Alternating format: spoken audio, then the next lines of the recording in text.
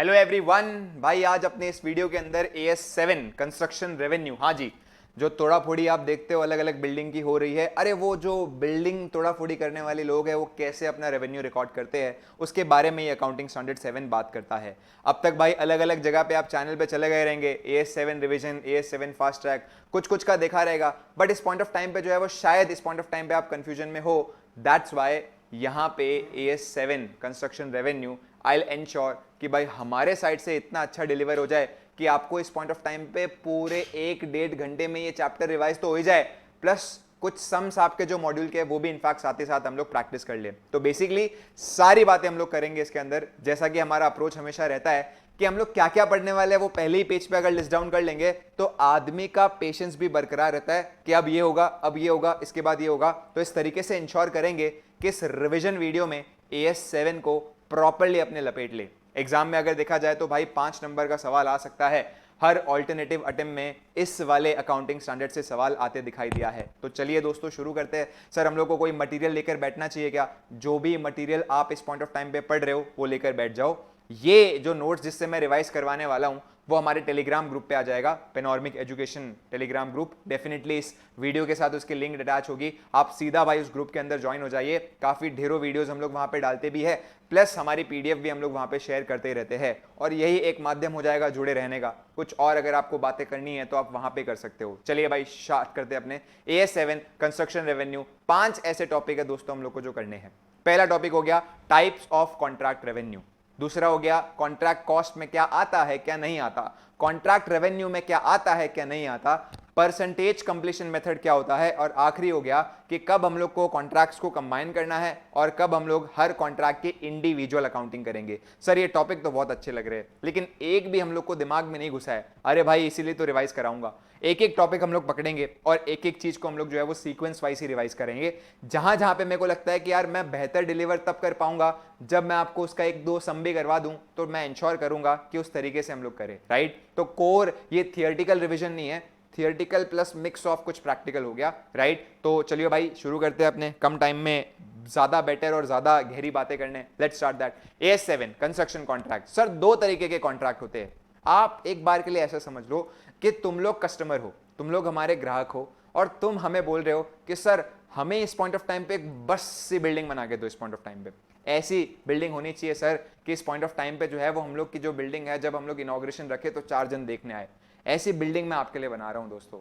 और वो जब बिल्डिंग बना रहा हूं तो कुछ बातें हमारे बीच में हो रही है, ये बातों का ही पूरा आउटपुट है आपका AS7 कंस्ट्रक्शन कॉन्ट्रैक्ट। तो इस स्टोरी में आप भी बने रहोगे और प्लस मैं भी भाई तुम्हारा पूरा साथ दूंगा एकदम बढ़िया सी बिल्डिंग बनाने में। अब सबसे पहली बात, तुम जब मुझे पैसे कोट कर रहे हो कि सर इतनी बढ़िया बिल्डिंग आप हमारे लिए बना रहे हो तो कितना पैसा देने वाले हो, तो मैं आपको यहां पे 2 ऑप्शन देता हूं।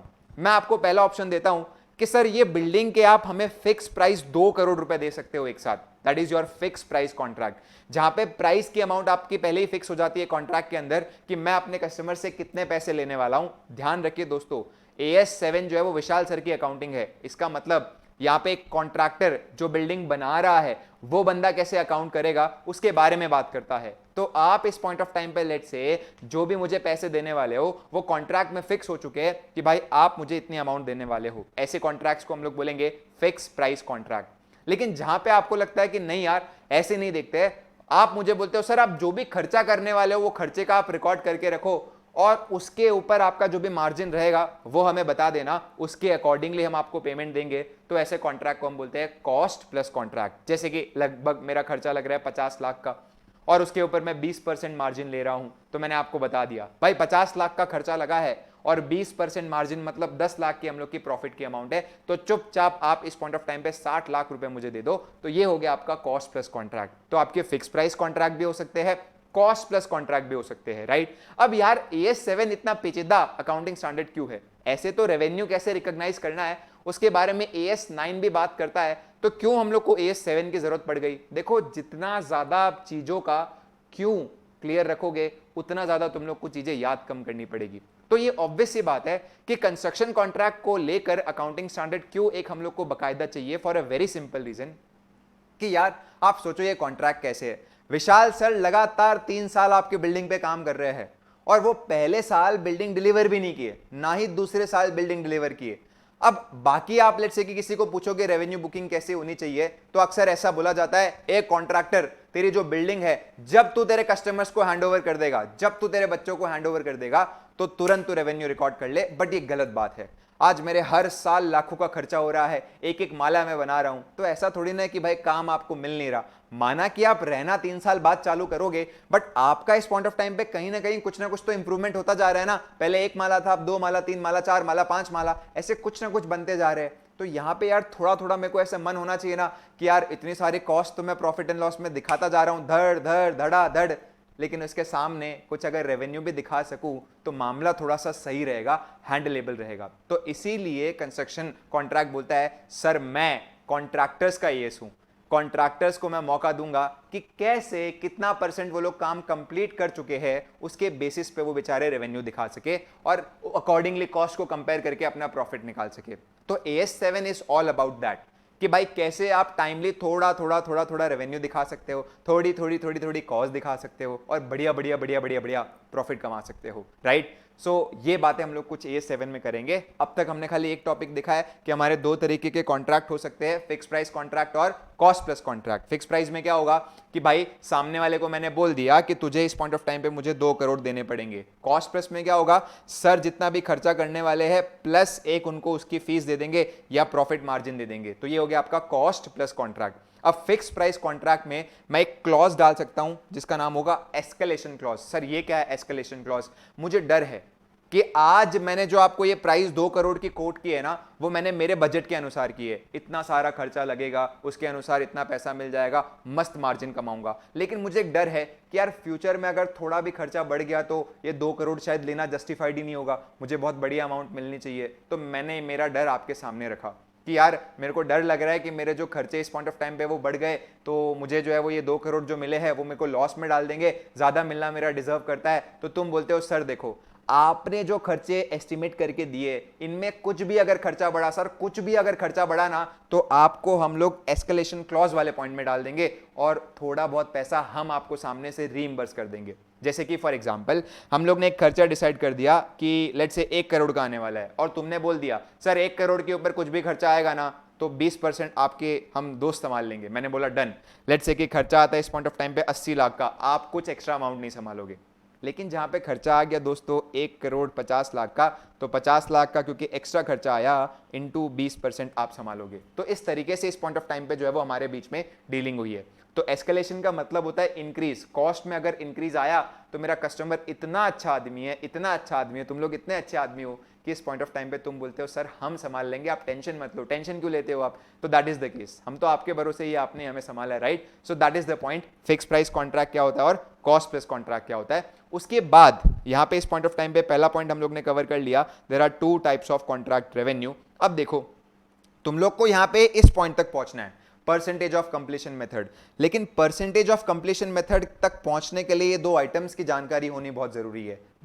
द होल ऑब्जेक्टिव इज कि तुम जब प्रॉफिट एंड लॉस बना रहे हो तो you have to book contract revenue and contract cost. अब ये कॉन्ट्रैक्ट रेवेन्यू बुक करते वक्त किन अमाउंट्स को रेवेन्यू में लेना है और किन अमाउंट्स को रेवेन्यू में नहीं लेना, ये सोचने वाला मुद्दा है।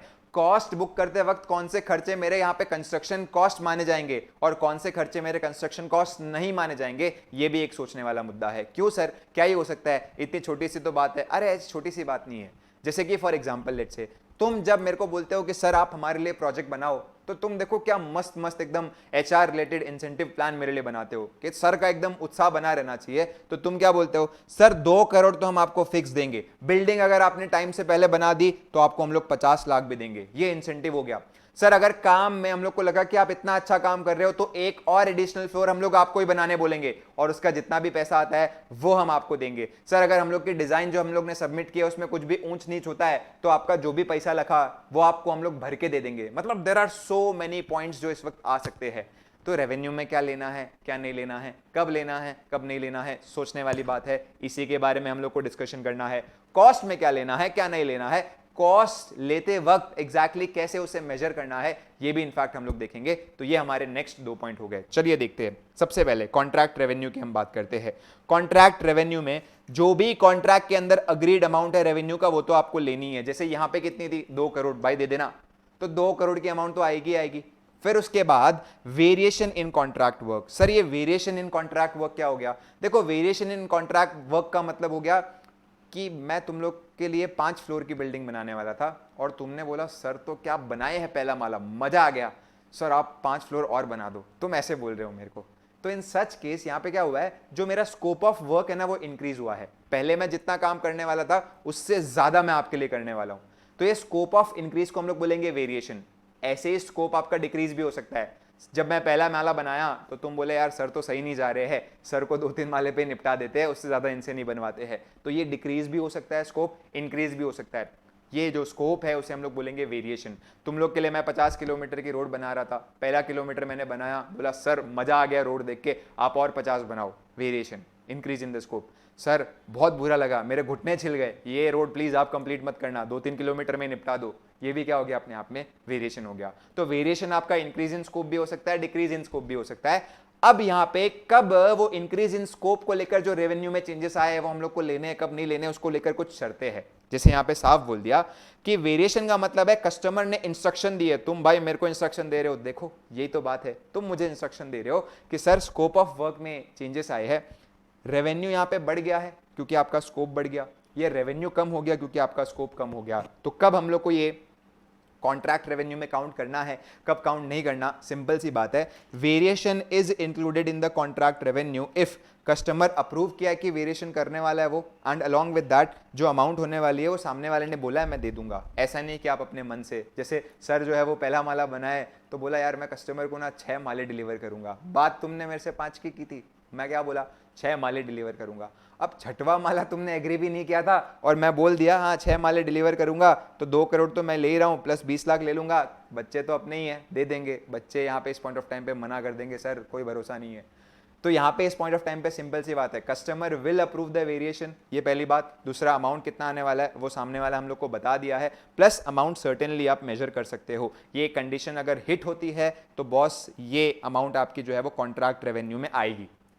फिर उसके बाद क्लेम हो गया। अब क्लेम में क्या पता है क्या, तुम्हारी गलती है, क्लेम में हमारी गलती है, सर हम पे गलत इंजाम लगा रहे हो, नहीं नहीं सच्ची में आपकी गलती है। तुमने क्या किया था, तुमने जो मेरे को इंटीरियर डिजाइन सबमिट किया था वो लेट्स से कि तुम्हारे हिसाब से बड़ी मेहनत करके किया, लेकिन अब तुम लोग बीच में क्या कर रहे हो, बोलते हो कि सर आधा काम हो गया लेकिन हमें डिजाइन पसंद नहीं आ रही है, ये डिजाइन बदल दो सर। मैं बोला यार तुमने तो दिया था, बोला सर नहीं पसंद आ रही, तो अब जबरदस्ती आधा काम नहीं पसंद आया तो पूरा क्यों करवा रहे हो, तो ये डिजाइन हम लोग आपको चेंज करके देते हैं और वो आप हम लोग को नया वापस से बना के दो। मैंने बोला लेकिन अब तक का जो काम हुआ उसका क्या, बोला सर उसका पैसा हम आपको दे देंगे, आप टेंशन मत लो। तो इसको हम लोग बोलते हैं क्लेम फॉर रीइंबर्सिंग द कॉस्ट, जो कॉन्ट्रैक्ट में कभी इंक्लूड नहीं की थी, लेकिन कॉन्ट्रैक्टर बोलता है मैं तो कस्टमर से ही मांगूंगा क्योंकि कस्टमर के कारण ये डिले हुई है, कस्टमर ने डिजाइन प्रॉपर्ली नहीं दिया था। क्या सर आप इस अमाउंट को रेवेन्यू दिखा सकते हो? देखो भाई, अगर कस्टमर ने गारंटी दी है कि आपको ये जो क्लेम का रेवेन्यू है वो मिलेगा ही मिलेगा, इट्स वेरी सर्टेन, तो अलग बात है। अगर सर्टेन नहीं है तो फिर मत दिखाओ, क्योंकि इसमें क्या होता है, कस्टमर कभी कभार ऐसा भी हो सकता है कि भाई मना कर दे। फॉर एग्जाम्पल लेट्स से, एक मैं तुम लोग को सिंपल सा बोलता हूँ कि तुमने बोला सर डिजाइन हमको ही पसंद नहीं आई है, आप प्लीज चेंज कर दो। मैंने बोला कर देंगे, कोई टेंशन वाली बात नहीं है, बच्चे अपने ही है। तुमने बोला सर जो भी होगा देख लेंगे ऐसा, मैंने बोला देख लेंगे। मैंने तुम लोग के लिए तुम्हारी नई डिजाइन के अनुसार बना दिया, तुमको पसंद भी आया, अब तुमसे मैं पैसा मांग रहा हूँ। अब पैसा कैसे मांग रहा हूँ, 2 करोड़ फिक्स हुआ था, प्लीज वो दो, प्लस ये डिजाइन के जो मेरे एरर्स हुए थे आपके कारण, उसके कुछ खर्चे लगे वो आप दो।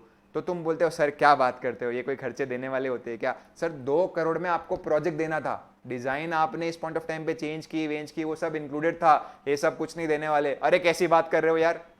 तो ऐसा कस्टमर बहुत जगह पे बैकआउट कर सकता है कि पहले बोले कि मैं क्लेम का पैसा दे दूंगा और उसके बाद नहीं दे। तो अगर आपको लगता है कि भाई नेगोशिएशन एडवांस स्टेज पे ये और प्रोबेबल है कि कस्टमर क्लेम एक्सेप्ट करेगा और अमाउंट निकाली जा सकती है, तो आप यहां पे लोगे, वरना मत लोगे। इंसेंटिव क्या हो गया इस पॉइंट ऑफ टाइम पे, वेरी सिंपल, कि तुमने मेरे को बोल दिया सर अगर 3 साल के अंदर अंदर आप बिल्डिंग बना दोगे तो आपको 50 लाख का बोनस, और 3 साल के बाद बनाओगे तो 20 लाख की पेनल्टी। हमें लग रहा है कि भाई टाइम ज़्यादा लगेगा 3 साल से ज़्यादा, तो मुझे यहाँ पे 20 लाख माइनस करने हैं। हमें लग रहा है कि टाइम पे कंप्लीट हो जाएगा, टाइम से पहले कंप्लीट हो जाएगा, तो यहाँ पे मुझे वो 50 लाख ले लेने हैं।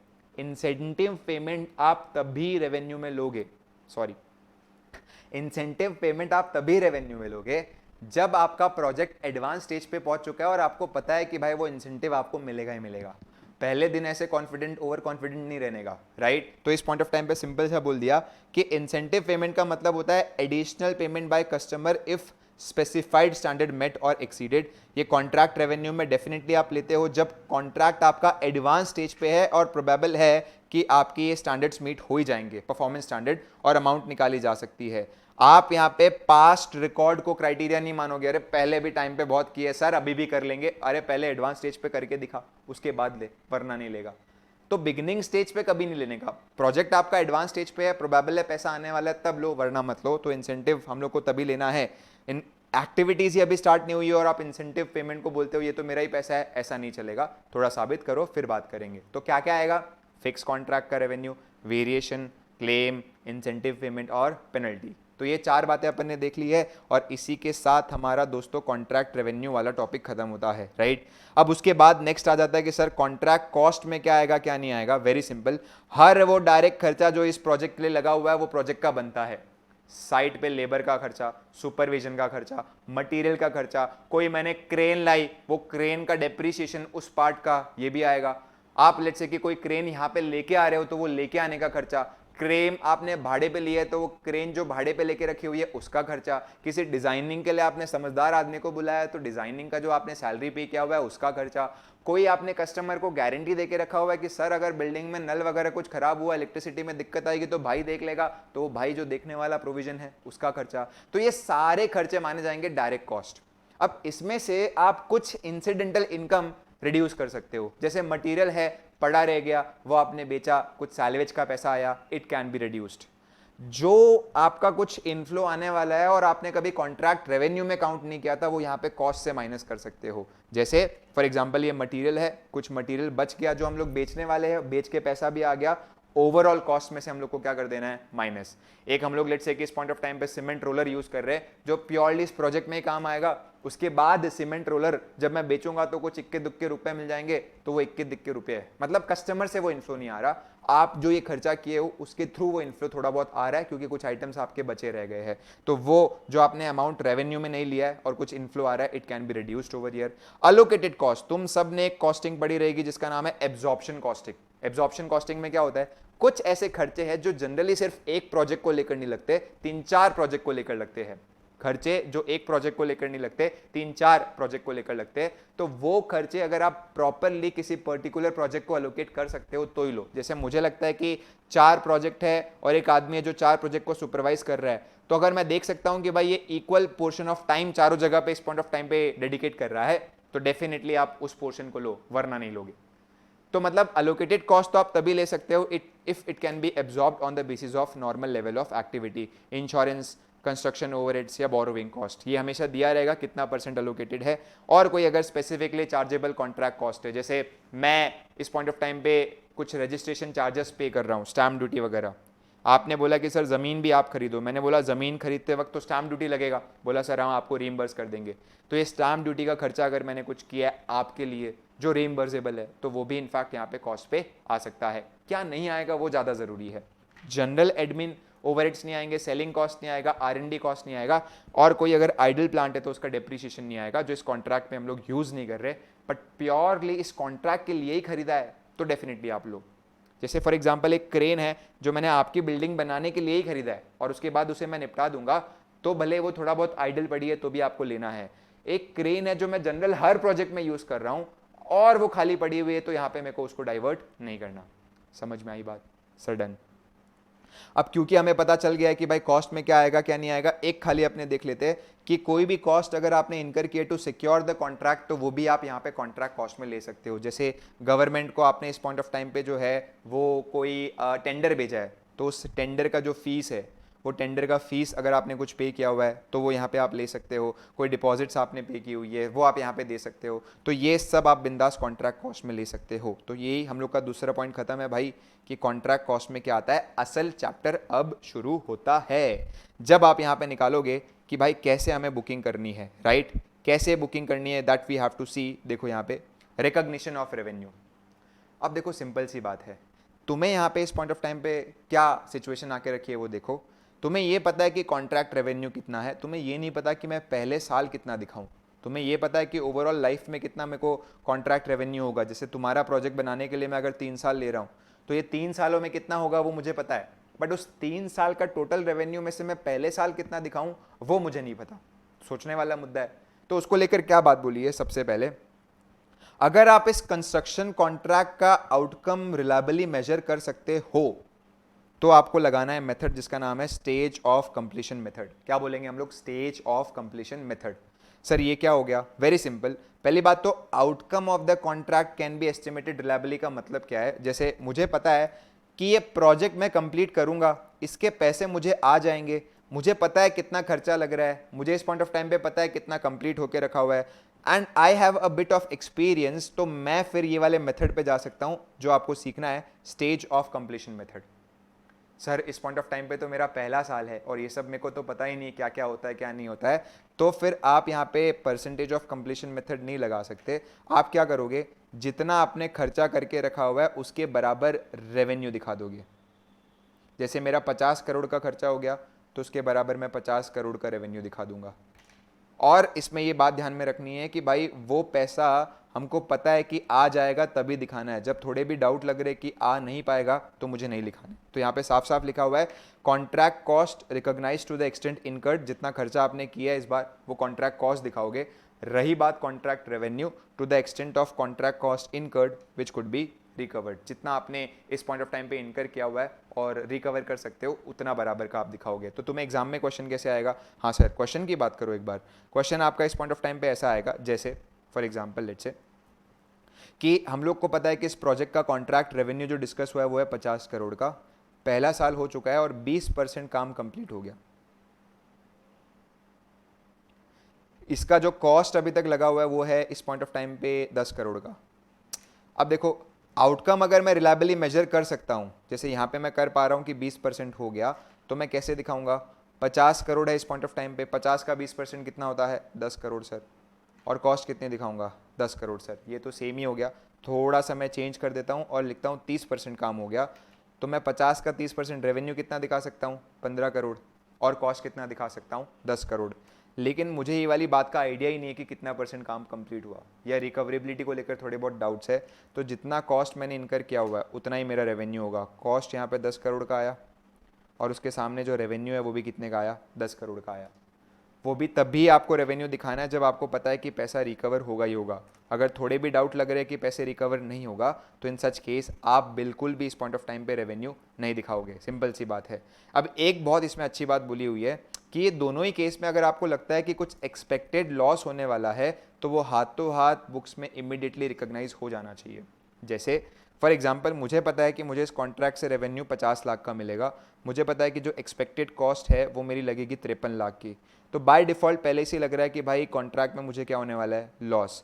हाथों हाथ ये लॉस आपका इमीडिएटली दिखना चाहिए। सर कैसे दिखेगा क्या होगा सब मैं क्वेश्चन में आपको बताऊंगा। Have some patience. सर है धीरज बना हुआ है आप टेंशन मत लो, ठीक है भाई, धीरज के साथ ध्यान भी बना के रखो सर, डन एकदम। अब यहाँ पे पहली बात तो तुम्हारे मन में आ रहा होगा सर कोई भी बंदा ऐसे कॉन्ट्रैक्ट एंटर क्यों करेगा, रूकी है फर्स्ट ईयर है, साबित करना उसको कि ऐसे प्रोजेक्ट वो बना सकता है, तो बकायदा वो जेब से भी कुछ पैसे खर्च करने के लिए रेडी है, उसको कोई वांदा नहीं है, because he wants to prove कि भाई वो एक अच्छा कॉन्ट्रैक्टर है। ऐसे होता है ना, तुम लोग भी कहीं ऐसे फ्ली वगैरह ऑर्गेनाइज करते हो तो पहले साल तो एडवर्टाइजर को कभी कॉन्फिडेंट ही नहीं होता है कि भाई आपको पैसे देने चाहिए क्या, आप एफर्ट मारते हो पहले साल, थोड़ा जेब से अपने एक्स्ट्रा डालते हो, लॉस में भी भले ही आप ऑर्गेनाइज करते हो, तब जाके धीरे धीरे वो बैकग्राउंड बिल्ड होता है कि ये काम अच्छा कर सकता है। तो ऐसे केसेस में आपको इंश्योर करना है कि भाई अब आपने लॉस मेकिंग कॉन्ट्रैक्ट एंटर तो कर लिया, हाथों हाथ लॉस दिखा दो with the very simple reason, prudence concept यही बोलता है कि losses should be recognised immediately, don't wait for that if it is certain कि वो होने वाले है ही है।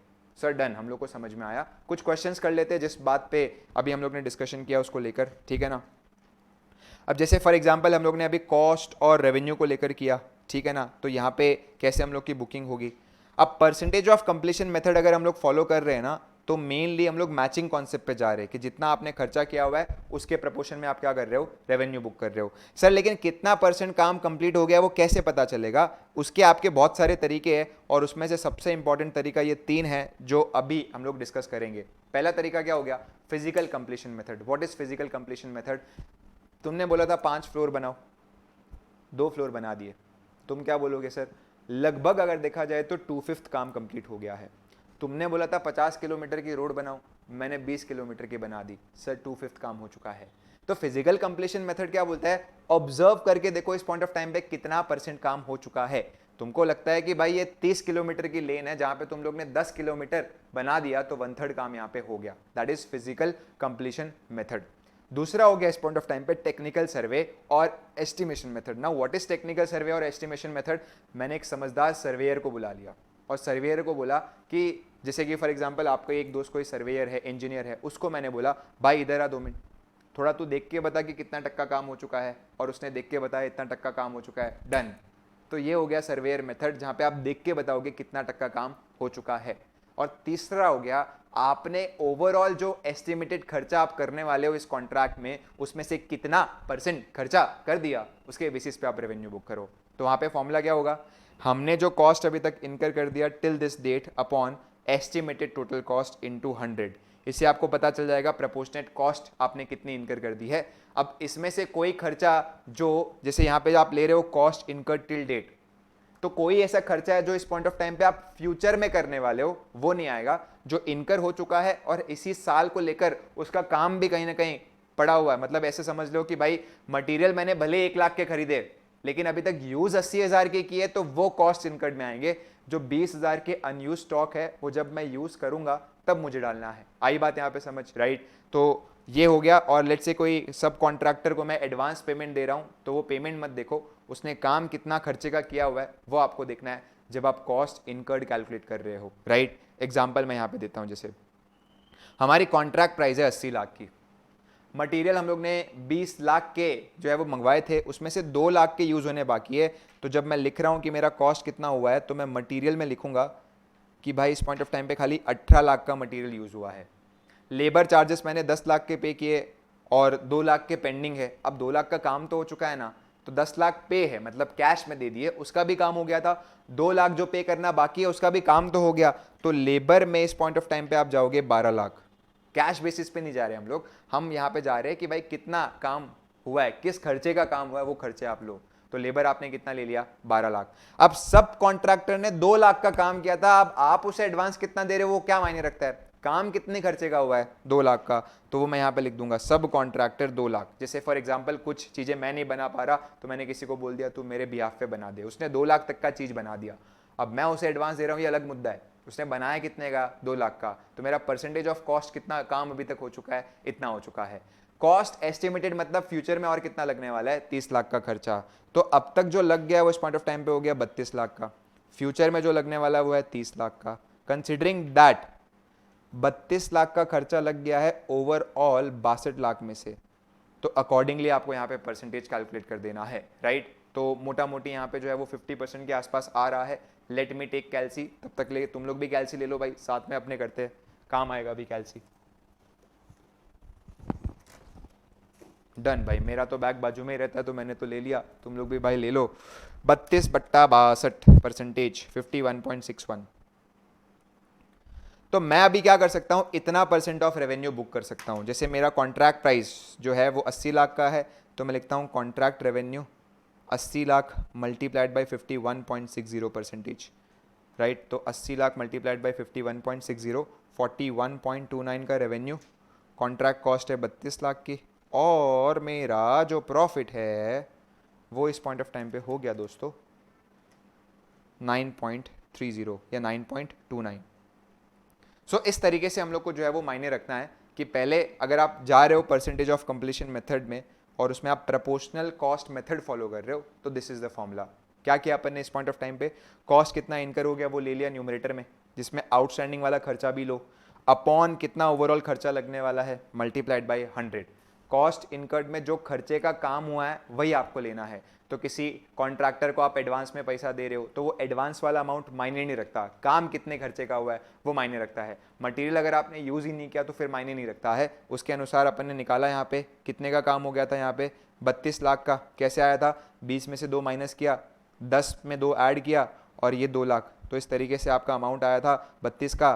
खर्चा जो लगने वाला था वो था 32 प्लस और कितना लगने वाला है 30, तो खर्चा ओवरऑल कितने का लगने वाला है 62 का।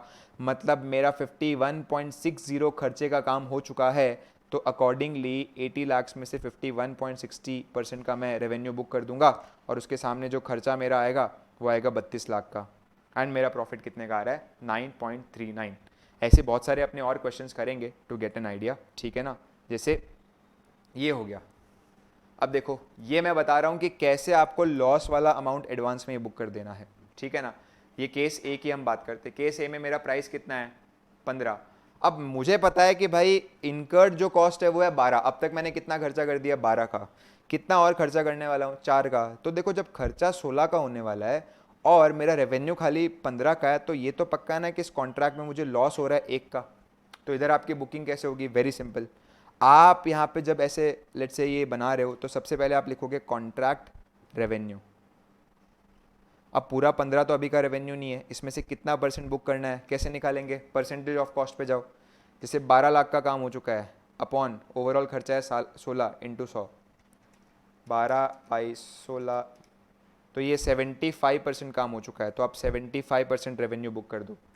15 का 75, 11.25। अब यहाँ पे कॉस्ट कितना लग गया अभी तक 12 का। लॉस मेरे को हाथों हाथ पूरा 1 का बुक कर देना है सर, लेकिन 1 का तो लॉस आ ही नहीं रहा।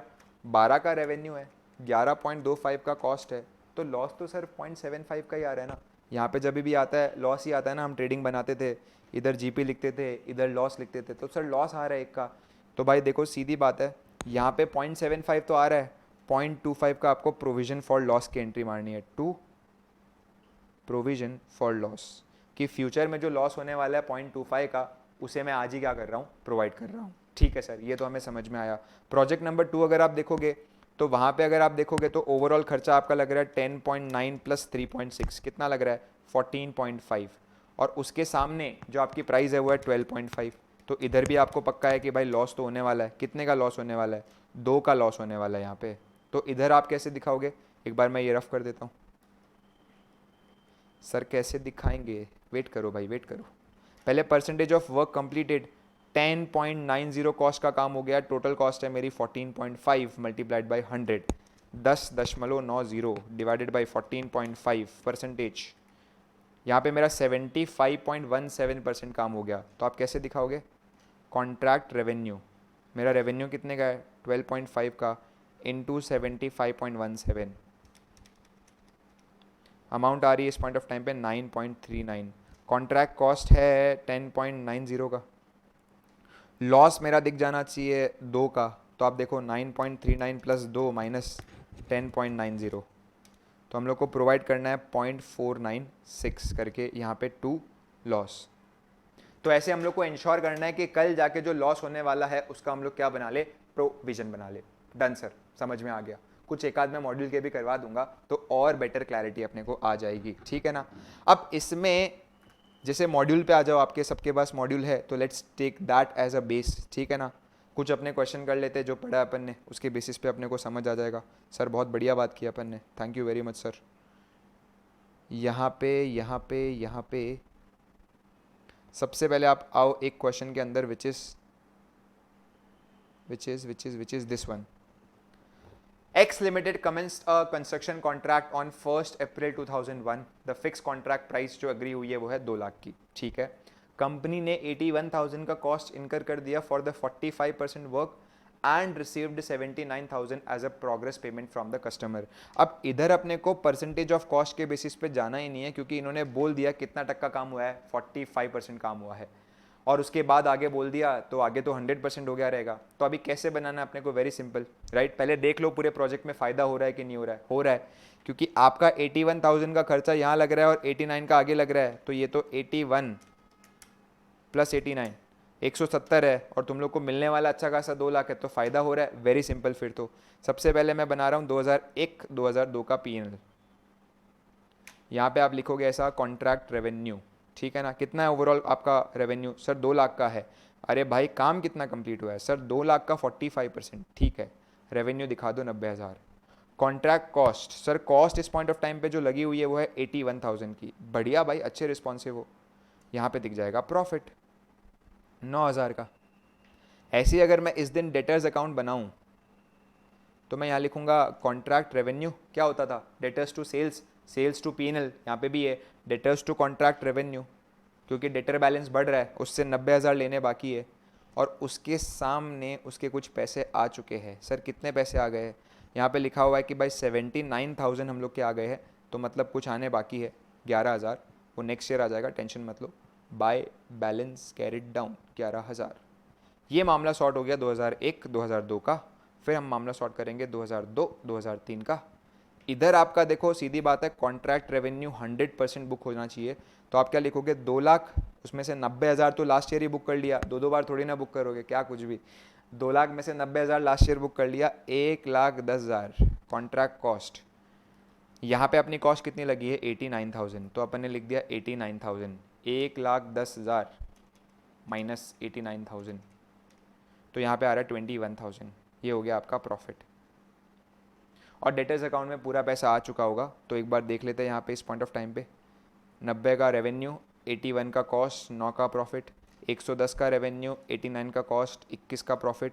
कस्टमर अकाउंट में 90 पैसे आए, 79 बाकी है 11, ओपनिंग 11, 110 आना चाहिए, पूरे पैसे आ चुके होंगे। सर समझ आ गया, परफेक्ट। हाथों हाथ ये वाला क्वेश्चन जो है वो देख लेना। ये वाला क्वेश्चन हम लोग इस पॉइंट ऑफ टाइम पे देखते हैं। ये ऐसा हो गया जहां पे आउटकम अनसर्टेन है। क्या लिखा है देखो, पीक्यू एंड एसोसिएट कहते हैं कि हम लोग कंस्ट्रक्शन कॉन्ट्रैक्ट सर कर रहे हैं, कॉन्ट्रैक्ट की वैल्यू कितनी है 40 लाख की, अब तक खर्चा कितना हो गया 3 लाख का, फ्यूचर कॉस्ट कितना लगने वाला है 30। तो देखो प्रॉफिटेबल तो है, 40 में से 33 लगा है तो 7 का प्रॉफिट तो है। वर्क कंप्लीटेड भी 10% है, बट क्या लिखा है, वर्क तो अभी अभी चालू हुआ है और देयर इज अनसर्टेनिटी कि भाई आउटकम क्या निकल कर आएगा, क्योंकि रेगुलेशंस में चेंजेस आ सकते हैं, शायद हम लोग को ये प्रोजेक्ट बंद करना पड़े। बट मुझे ये पता है कि जितना मैंने खर्चा किया उतना तो मिल जाएगा। तो मतलब ये कौन सा केस हो गया, आउटकम प्रेडिक्टेबल नहीं है। और जहां पे आउटकम प्रेडिक्टेबल नहीं होता है वहां पे आप परसेंटेज कंप्लीशन मेथड नहीं लगाते। तो सर फिर कैसे रेवेन्यू बुक करते हैं, जितना आपने खर्चा किया उसके बराबर आप रेवेन्यू बुक करो। जैसे यहाँ पे 3 लाख का खर्चा किया तो रेवेन्यू भी कितने का बुक होगा 3 लाख का। और रेवेन्यू बुक करते वक्त ध्यान में रखो कि पैसे मिल जाने चाहिए। जैसे यहाँ पे बोला है कि सर कॉस्ट आपको मिल जाएगी, तो ओवरऑल अगर देखा जाए तो प्रॉफिट निल है, रेवेन्यू 3 लाख का, कॉस्ट भी 3 लाख का, अनसर्टिनिटी है। तो इस पॉइंट ऑफ टाइम पे रेवेन्यू और एक्सपेंस दोनों ऑलमोस्ट सेम ही रहते हैं। You can not apply percentage of completion method. Percentage of completion method अगर आप लगा पाते तो शायद थोड़ा प्रॉफिट दिख जाता। जैसे इस पॉइंट ऑफ टाइम पे कुछ हम लोग और एक आध क्वेश्चन कर लेते हैं, राइट। ये देखो, ये लॉस मेकिंग कॉन्ट्रैक्ट के लिए कैसे करना है। यहाँ पे देखो हम लोग का कॉन्ट्रैक्ट प्राइस है 600,000 का, सॉरी, ठीक है ना। अब तक हो गया 390 का और होने वाला है 260 का। तो कॉस्ट इनकर्ड 390 प्लस होने वाली है 260। तो पूरे प्रोजेक्ट में भाई 650 का खर्चा है और रेवेन्यू खाली कितने का, 600 का। तो पूरा लॉस कितने का दिखना चाहिए, 50 का। तो अगर मैं ये लेजर बनाऊं तो यहाँ पे भाई मेरा लॉस आना ही चाहिए कितने का, 50 का। सर देखो ना, आप कितना परसेंट रेवेन्यू बुक कर सकते हो। लेट से पहले मैं देखता हूँ कितना परसेंट बुक कर सकता हूँ। कॉस्ट वाले मेथड से जाते हैं। 390 का खर्चा हो गया, टोटल खर्चा है 650 का, मल्टीप्लाइड बाई 100। तो कॉस्ट के हिसाब से कितना परसेंट काम कंप्लीट हो गया है, वेल 60% काम कंप्लीट हो गया। तो आप 60% रेवेन्यू बुक कर दो। Contract revenue 600 multiplied by 60%, 420। Cost मुझे पता है इस पॉइंट ऑफ टाइम पे कितनी लगी है, तो यहाँ पे लिख देता हूँ कॉन्ट्रैक्ट कॉस्ट 390 की। अब यहाँ पे अगर आप देखोगे तो 420 और 50 क्रेडिट पे है, 420 और 50 डेबिट पे है खाली 390। तो अभी भी 80 का डिफरेंस आ रहा है इस पॉइंट ऑफ टाइम पे, 80 का डिफरेंस आ रहा है, राइट। वेट अपन ने कुछ शायद गलत लिया हुआ है। कॉस्ट अपन ने लिए 390, वो तो सही है सर। 390 अपॉन 650, 6% भी सही है अपने पॉइंट ऑफ टाइम पे। लॉस ओवरऑल शायद अपना 50 का ही है ना, तो इधर अपन ने 50 का लिया हुआ है, ठीक है। अच्छा ये रॉन्ग ले लिया अपन ने, 600 का 60%, 600 इंटू 60 इज़ 360, सॉरी अपन ने 70 कर लिया था, ये 360 ही है। तो रेवेन्यू आपका 360 है, कॉस्ट आपके 390 की है, लॉस 50 का दिखना चाहिए। तो 360 plus 50 minus 390, there should be a provision for future loss 20 का। तो ये आ जाएगा 2 provision for future loss. Sir ये प्रोविजन फॉर फ्यूचर लॉस का क्या होगा, नेक्स्ट ईयर रिवर्स हो जाएगा। जैसे अगर आप देखो तो नेक्स्ट ईयर बोला है कि 100% काम मेरा कंप्लीट हो गया बाय ईयर 2। अब अगर आप देखोगे तो 100% काम कंप्लीट हो गया तो आप पूरा ही रेवेन्यू बुक करना चाहोगे जो बाकी है। तो मैं यहाँ पे लिखूंगा कॉन्ट्रैक्ट रेवेन्यू 600 माइनस 360, तो इस पॉइंट ऑफ टाइम पे मेरा जो रेवेन्यू बुक करना बाकी है वो है 240 का। कॉस्ट इस पॉइंट ऑफ टाइम पे मैं दिखाना चाहूँगा जो हुई है, लिखा है एस्टिमेटेड कॉस्ट जो हुई है वो 260 की, तो वो 260 के दिखाई। तो सर यहाँ तो लॉस आ रहा है 20 का, लॉस आ रहा है लेकिन मैं लॉस दिखा चुका हूँ, तो ये जो प्रोविजन फॉर लॉस है वो रिवर्स हो जाएगा बाय प्रोविजन फॉर लॉस। तो पिछले साल में आपने क्रिएट किया फ्यूचर का लॉस पहले ही बुक करके, फिर नेक्स्ट ईयर आपको ये लॉस बुक करना ना पड़े इसके लिए, तो आप वो पीएफएल के सामने क्या करोगे, इसे रिवर्स कर दोगे, क्योंकि वो कोई पेमेंट तो है नहीं जो आपको करनी है। तो लॉस आपको दिखाना था, आपने पहले ही दिखा दिया, तो अब अगर ये कॉस्ट और रेवेन्यू के कंपैरिजन में कुछ लॉस आता है then that should be reverse. तो अपन ने यहाँ पे रिवर्स कर दिया होगा, देखो पहले दिखाया और फिर रिवर्स कर दिया। यहाँ पे एंट्री यही बनी है, पीएनएल टू पीएफएल और फिर पीएफएल टू पीएनएल। इक्के दुक्के क्वेश्चन अपने और कर लेते तो अपने को ज़्यादा यहाँ पे आइडिया आ जाएगा। फिर ये progress payment to be received वाला पार्ट मैं खाली बता दूंगा, दैट्स इट। यही मेन जो है वो पार्ट हो गया इस पूरे चैप्टर का, राइट। जैसे ये एक क्वेश्चन मैं और करा देता हूँ।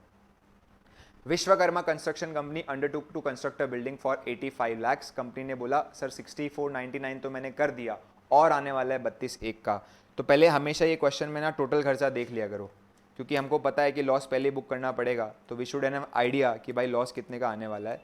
सो 6499 123 प्लस 3201 123, मेरा यहाँ पे 38,60,000 के आसपास का एस्टिमेशन, नहीं सॉरी 6499 123 प्लस 3201 123 97 लाख का खर्चा आने वाला है, और उसके सामने रेवेन्यू खाली टुच्चू सा है 85 लाख का।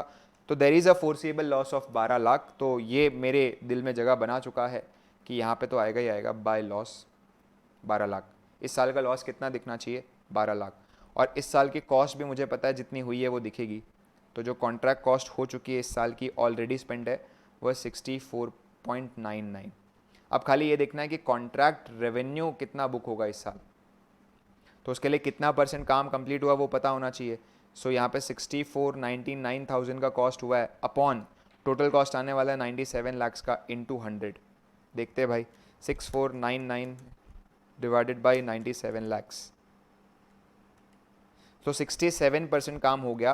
तो 85 लाख का जो मेरा ओवरऑल रेवेन्यू है उसका 67% मैं बुक कर दूंगा। सो 85 लाख इंटू 67%, 56.95, और उसके अनुसार यहाँ पे दिखेगा टू प्रोविजन फॉर लॉस, क्योंकि मुझे दिखाना 12 लाख का है बट हुआ उतना नहीं है। तो 56.95 plus 12 minus 64.99, so there is a provision for loss of 3.96। Provision बन रहा है यहाँ पे 3,96,000 का। आई बात यहाँ पे समझ, क्योंकि देखो कुछ लॉस तो इनको कंपेयर करने पे ही दिख जाएगा। 56.95 माइनस 64.99, तो यहाँ पे 8.04 तो लॉस ऐसे ही आ रहा है। हमें खाली 12 लाख का चाहिए, तो इसमें 12 माइनस कर दो, तो इतना हम लोग को एक्स्ट्रा दिखाना है, तो वो अपन ने फ्यूचर का अभी दिखा दिया। तो ये पूरा पार्ट हो गया। अब यहाँ पे इसमें जब आप सम सॉल्व करते हो तो एक और डिस्क्लोजर देना पड़ता है कि कितना इस पॉइंट ऑफ टाइम से पैसा लेना बाकी है उस कस्टमर से, कितना देना बाकी है। मेरी बात आप ध्यान से सुनो।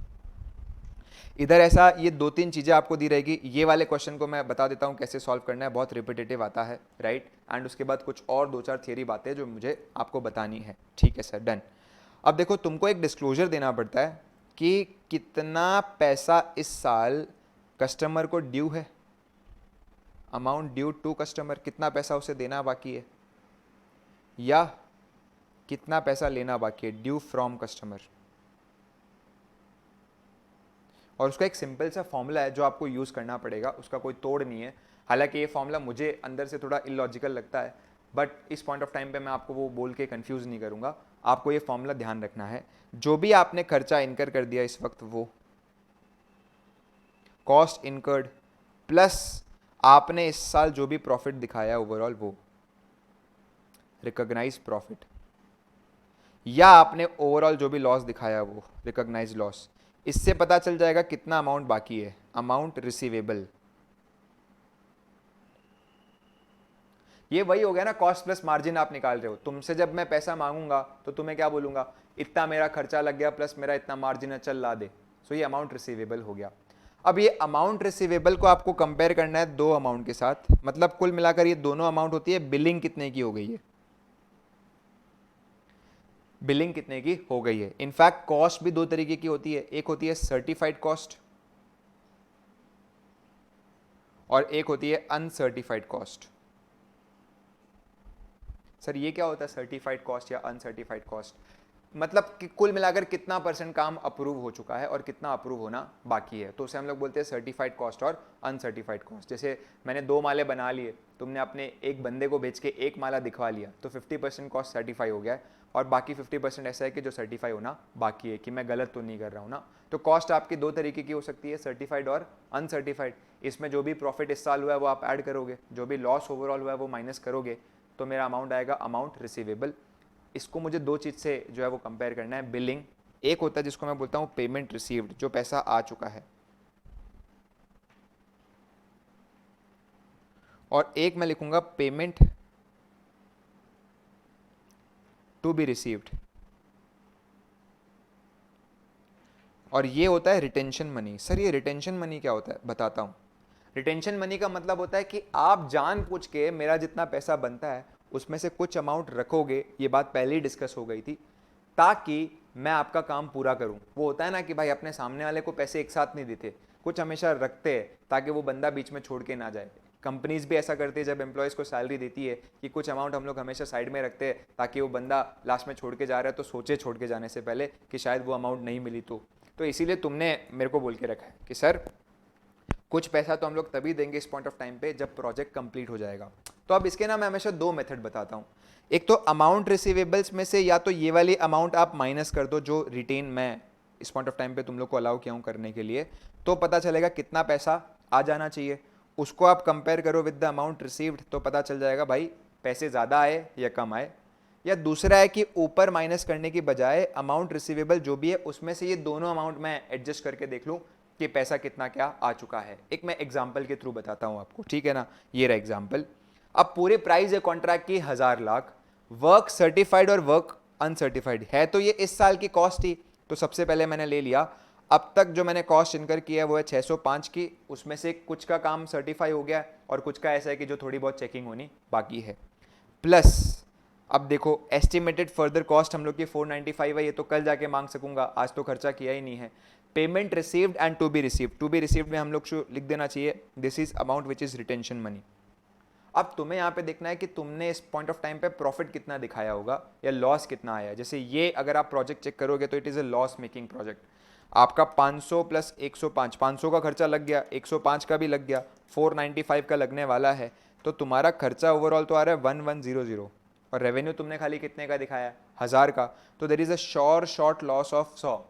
तो मैंने इस साल भाई 100 का दिखा दिया होगा ना लॉस, भले कुछ प्रोविजन के नाम पे कुछ रेवेन्यू के नाम पे। जैसे मैंने क्या किया रहेगा, सबसे पहले यहाँ पे सम की स्टार्ट ऐसी हुई रहेगी कि आपने कॉन्ट्रैक्ट कॉस्ट का परसेंटेज निकाला रहेगा।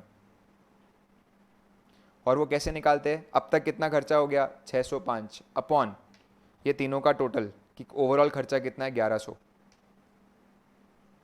Multiplied by 100। तो तुमने देखा 605 डिवाइडेड बाई 1100,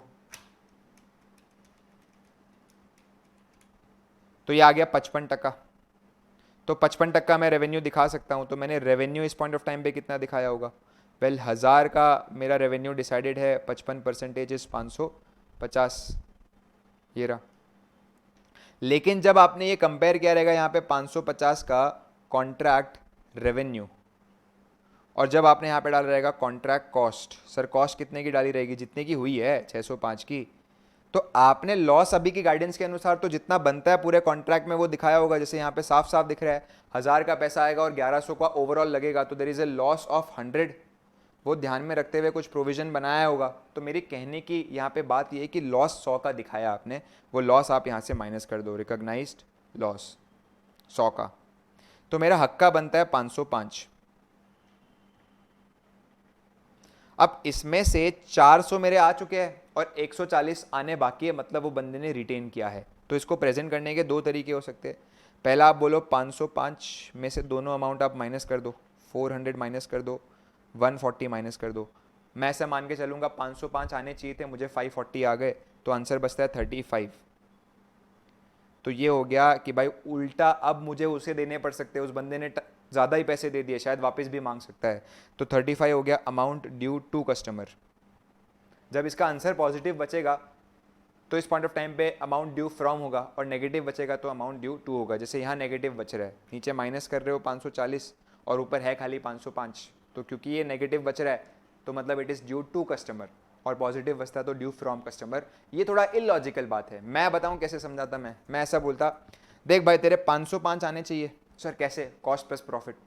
इसमें से जो पैसे वो रिटेन करने वाला है वो हक्का मत मान अभी, वो तब मानना, तो 140 हटा दे। तो अगर मैं 505 में से 140 हटाऊं तो मेरा जो बनता है वो है 365, और आया कितना है 400, तो ज़्यादा आ गया 35 का, तो ये हो गया अमाउंट ड्यू टू कस्टमर। आप ऐसा भी बोलोगे तो ज़्यादा बेटर रहेगा, बट उन्होंने बोला नहीं सर ऐसा मत करो, हम यहाँ पे क्या करेंगे, जो भी बनता है उससे माइनस करेंगे, ओवरऑल आ गया प्लस आने वाला बाकी है, तो भी आंसर तो आ ही रहा है, तो उसके अनुसार हम जाएंगे। तो अभी अगर लेट्स से तुम लोग को मैं ऐसी इन्फॉर्मेशन दूँ कि the cost which we have incurred is 500, information दूँ क्या, मैंने बनाया हुआ ही है, तो तुम्हारे लिए और इजी हो जाएगा सॉल्विंग। ये देखो कॉस्ट इनकर्ड 500 की है, लॉस 100 का है, तो बनता कितना है 400। उसके सामने ये पूरा ही 500 माइनस कर दो, तो क्योंकि फिगर नेगेटिव बच रहा है तो ये होगा अमाउंट ड्यू टू कस्टमर। और विशाल सर की भाषा में कैसे बोलोगे, 500 का खर्चा लगा, उसमें से 200 तो अपने नहीं आने वाले, अभी रिटेन कर रहा है वो सामने वाला, हक का रिटेन कर रहा है, बनता भी नहीं था, तो क्या मांग रहा है तू, तो मांग रहा कितना इस पॉइंट ऑफ टाइम पे तू 300, सॉरी 500 नहीं 400 हम लोग का, यहाँ पे 400 था, उसमें से 300 नहीं आने वाला, 200 नहीं आने वाला, एक बार वापस से फिगर ले लेते, रुको। 400 इस पॉइंट ऑफ टाइम पे हमारे आने चाहिए थे, उसमें से ये 200 वो पेंडिंग रखने वाला है, 400 में से 200 हटाए तो बनता कितना है 200, आया कितना है 300, ज़्यादा ही आ गया, 100 वापस करने पड़ सकते हैं। केस 2 बनता है 600 प्लस 200 800, और उसमें से आया है 400, तो अपना आ रहा है 400 आना बाकी है। और इसी को दूसरे वे में क्या बोलेंगे, सर जो 800 है उसमें से 100 तो नहीं आने चाहिए आपको, अभी बाद में आएंगे वो, तो 700 बनते हैं, उसमें से आपको आ गए 300, तो मतलब 400 is amount which is yet to receive, amount due from customer. तो ये खाली फॉर्मूला ध्यान में रखो, cost plus profit minus loss, इसमें से ये दोनों अमाउंट आप माइनस कर दो, जो आ गई है प्लस जो रिटेन की है, ऑटोमेटिकली आ जाएगा, ऑटोमेटिकली आ जाएगा। केस 3 700 माइनस 300, 400 आने चाहिए थे, 600 आ गए हैं, तो 200 का अमाउंट ड्यू टू कस्टमर, ये है ड्यू फ्रॉम, आखिरी नहीं है। तो ये खाली लिख देना कि amount yet to be received का मतलब होता है retention money, this is the formula जो हम लोग को ध्यान में रखना है, कि बिलिंग कितने की हो गई है वो आप माइनस कर दो। ठीक है सर, डन, क्लियर। अब यहाँ पे बस खाली अपने को थोड़ी थियरी देखनी है कि कब हम लोग को कॉन्ट्रैक्ट कंबाइन करने चाहिए और कब कॉन्ट्रैक्ट सेपरेट करने चाहिए। सर इसका मतलब यहाँ पे क्या हो गया, ये देखो ए बी और सी मैं खाली बता रहा हूँ, ये थियोरेटिकल पॉइंट है, रिवाइज करवा रहा हूँ उसके अनुसार, वेरी सिंपल। तुमने मुझे क्या बोल दिया पता है क्या, सर आप हमारे लिए दिल्ली में एक बिल्डिंग बना दो, मुंबई में एक बिल्डिंग बना दो। अब ये दोनों तुमसे ही मैं इस पॉइंट ऑफ टाइम पे अग्री करवा रहा हूँ, दोनों एक साथ ही एंटर हो रहे हैं, तो अब दोनों की अकाउंटिंग साथ साथ होनी चाहिए। जैसे दिल्ली का खर्चा प्लस मुंबई का खर्चा अपॉन टोटल खर्चा इनटू 100, उसके अकॉर्डिंगली रेवेन्यू बुक करो, या दोनों का अपना अपना सेपरेशन होना चाहिए। तो उसको लेकर कुछ कंडीशन है। सबसे पहली कंडीशन, क्या तुमने दोनों प्रोजेक्ट के प्रपोजल मुझे सेपरेटली सबमिट किए थे? हाँ सर। मुंबई का अलग से बताया था, दिल्ली का अलग से बताया था। क्या यहाँ पे इस पॉइंट ऑफ टाइम पे जो है वो दोनों का नेगोशिएशन अलग हुआ है? हाँ सर। क्या दोनों के खर्चे या रेवेन्यू अलग से आइडेंटिफाई किए जा सकते हैं? हाँ सर। क्या दोनों का नेगोशिएशन अलग अलग हुआ है? हाँ सर। तो इन सच केस दोनों की अकाउंटिंग आप अलग अलग करो। तो यहाँ पे लिखा हुआ है separate proposal have been submitted, हर असेट का अपना नेगोशिएशन हुआ है। कस्टमर मतलब मैं ऐसा कर सकता था कि मुंबई का प्रोजेक्ट तो मैं एक्सेप्ट कर लूँ बट दिल्ली वाला एक्सेप्ट ना करूँ, तो इस पॉइंट ऑफ टाइम पे ये ऑप्शन मेरे पास था। ऐसा नहीं है कि सर एक लिया तो दूसरा लेना ही पड़ेगा। तो ये जब शर्तें आपकी मीट हो रही है, क्या शर्तें हो गई, सेपरेट प्रपोजल आया था, दोनों में से एक मैं सेलेक्ट कर सकता था और दोनों के कॉस्ट और रेवेन्यू आइडेंटिफाई किए जा सकते हैं, तो आप अलग अलग अकाउंटिंग करो, सेपरेट कॉन्ट्रैक्ट्स हो गए।